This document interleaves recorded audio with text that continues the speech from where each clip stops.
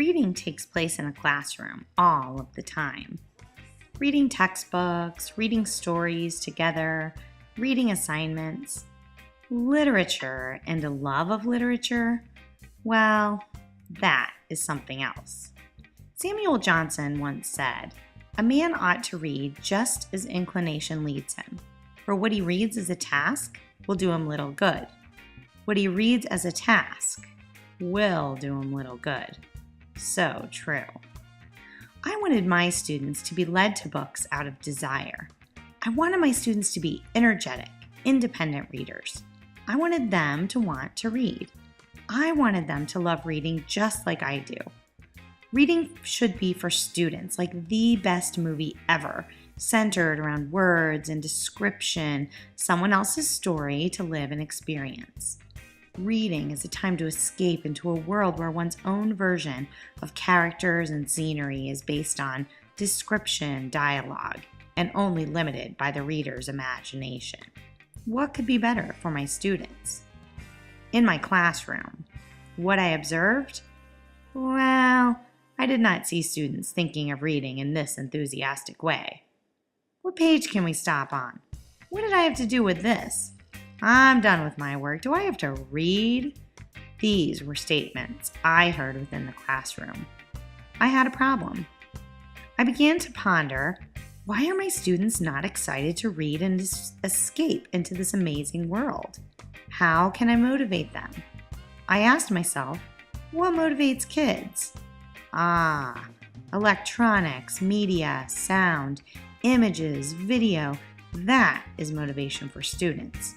How could I merge technology with literature? Technology and literature? A blog? Now I was on to something. I decided to set out without delay and research blogging. Could blogging motivate my students to read so that they could see all reading is and has to offer for their own lives? Could they feel the adventures of reading and share that adventure and enthusiasm for reading with others? I found through a thorough scholarly literature review that blogging and reading had some interesting benefits for students. Wit illustrated how blogging connected readers in the classroom with functional ways of using technology to add to classroom learning centered on reading. I decided this could help motivate students as they saw real gains in technology literacy through blogging about what they were reading independently.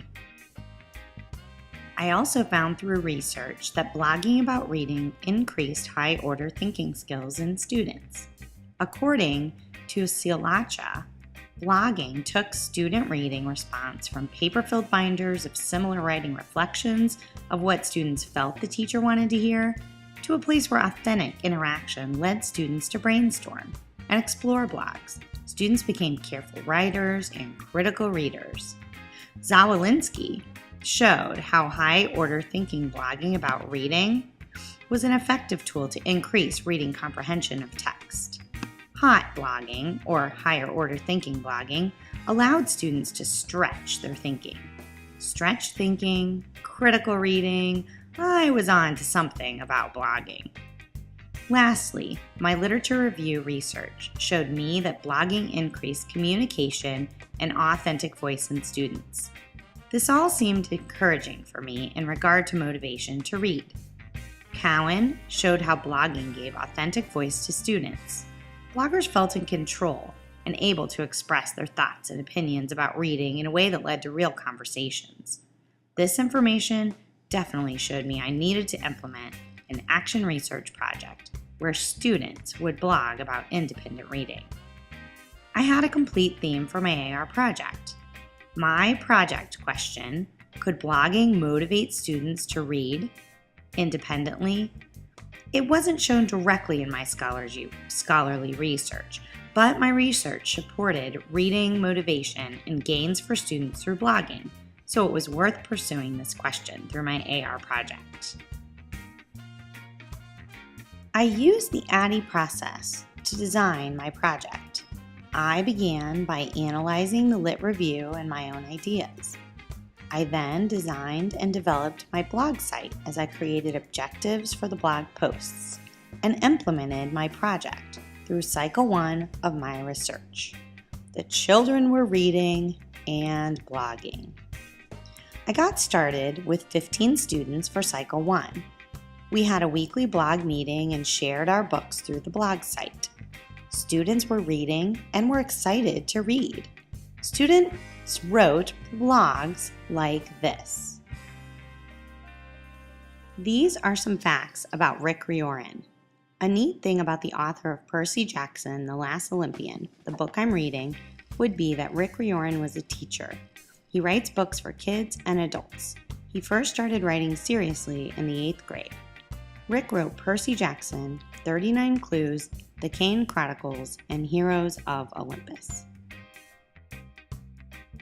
I would say that Cycle 1 definitely proved to have many benefits that will enhance the way I approach independent reading with my students in the future. Through my Cycle 1 research, I learned that of the participants, 70% loved participating and 30% thought blogging was all right. More interestingly, 100% of participants were more excited about reading than before blogging. Student reading increased, and excitement about reading began to shine through. Cycle 2 of my action research project began with 13 of the 15 original participants returning and 2 new participants joining our book blogging club. Student response to each other increased in Cycle 2 as a secret blog buddy was added by me to direct questions and discussions among each other in Cycle 2 more than just talking to me. This did allow students to direct statements to each other, and authentic conversations were centered around books they were reading. Here are some students in their own words. Blogging is fun, and then you see other people, like what they read. I like how we get to go onto the computer and blog about what we're reading. It encouraged me to read even more than I used to. All of us going to lunch together, and you read all the other people's blogging things, and just to interact with other people. To read more, because earlier I wouldn't stop and think what I'm reading about, but now I do. I can't choose. Probably going on the computer. It inspires you to read a lot more.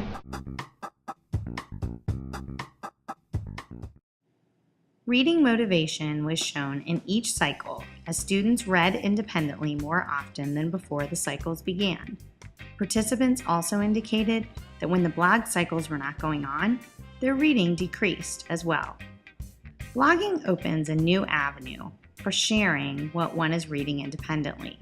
63% of students who participated never wrote about what they read independently before book blogging. Blogging allowed those students to write about their reading and reflect on what they read through writing. My future instruction will be impacted as I plan to include an independent reading blog in my classroom for all of my students. This blog can serve to aid motivation to read. As the motivation to read is increased, students will use the blog to gain technology literacy, increase high-order thinking skills, and allow authentic communication centered around books. To enhance the project, I plan to find another class of students of similar age to blog independent reading with us. If we could connect with a class in another country, that would be even better. Connecting through books can lead to motivation to read among students. My goal, to create a whole generation of students who love to read 21st century style. S.I. Hayakawa says, "It is not true that we have only one life to live. If we can read, we can live as many lives and as many kinds of lives as we wish. Let it be so for students."